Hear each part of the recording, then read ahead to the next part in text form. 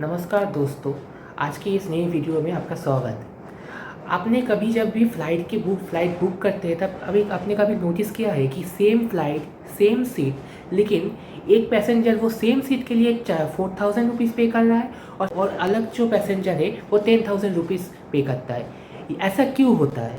चलिए आज की इस नई वीडियो में हम लोग फ्लाइट प्राइसिंग की वो डिजिटल दिमाग को समझते हैं जिसे कहते हैं डिजिटल प्राइसिंग। दोस्तों, जो एयरलाइंस की जो बिज़नेस होता है वो अदर्स जो बिज़नेस से बहुत अलग होता है।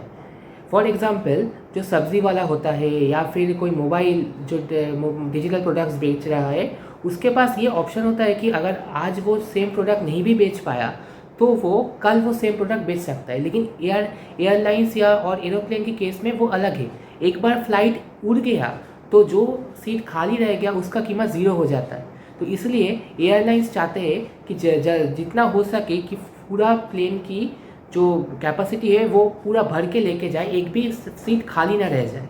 एयरलाइंस को ये पता होता है कि जो कस्टमर्स उनको फ़्लाइट बुक कर रहा है वो मजबूरी में फ़्लाइट को बुक कर रहा है या फिर मस्ती में।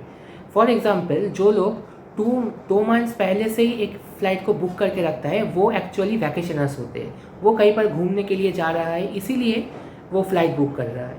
और जो जो फ़्लाइट उड़ने की जो डेट की 1 हफ़्ते पहले या 2 दिन पहले फ़्लाइट को बुक कर रहा है वो वैकेशनर्स नहीं होता है। वो कोई ऑफिस के काम से या फिर कोई ज़रूरत है, उसको खूब बहुत अर्जेंट ज़रूरत है, इसीलिए वो फ़्लाइट को बुक कर रहा है। क्योंकि ये जो बिज़नेस ट्रैवलर्स है जो जो जल्दी में और ज़रूरत में फ़्लाइट को बुक कर रहा है, इसके पास कोई ऑप्शन नहीं होता और इनसे जो एयरलाइंस है वो सबसे ज़्यादा पैसा वसूल करता है।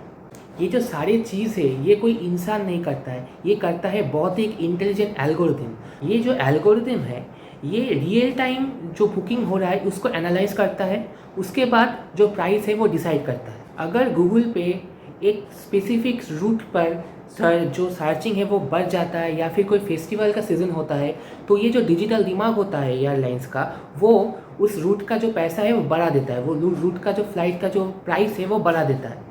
इसे ही कहते हैं कि बहुत ही एक इंटेलिजेंट डिमांड एंड सप्लाई का गेम। तो आपके दिमाग में ये सवाल आ रहा होगा कि सस्ता टिकट हमें मिलेगी कैसे?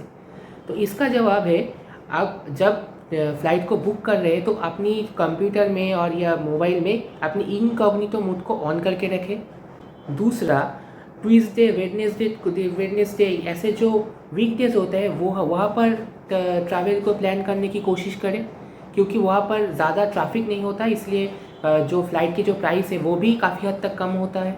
और हो सके तो मिडनाइट पर जो होता है वहाँ पर फ़्लाइट को बुक करने की कोशिश करें, वहाँ पर भी आपको सस्ती टिकट मिल जाता है कंपेरेबली। और अगर हो सके तो 3-4 हफ्ते पहले से ही ट्रैवल को प्लान करें। उस टाइम को जो फ़्लाइट के टिकट होता है वो कंपेरेबली सस्ती होता है। जब भी आप अगर मान लीजिए कि कल या परसों आप ट्रैवल प्लान कर रहे हैं और 2 दिन पहले आप टिकट बुक करने के लिए कोशिश करेंगे तो जो प्राइस है वो बहुत हद तक बढ़ जाता है। तो ये अवॉइड करने की कोशिश करें। 3-4 हफ्ते से पहले ही आप ट्रैवल प्लान कर लें और फ़्लाइट की बुकिंग भी कंप्लीट कर लें।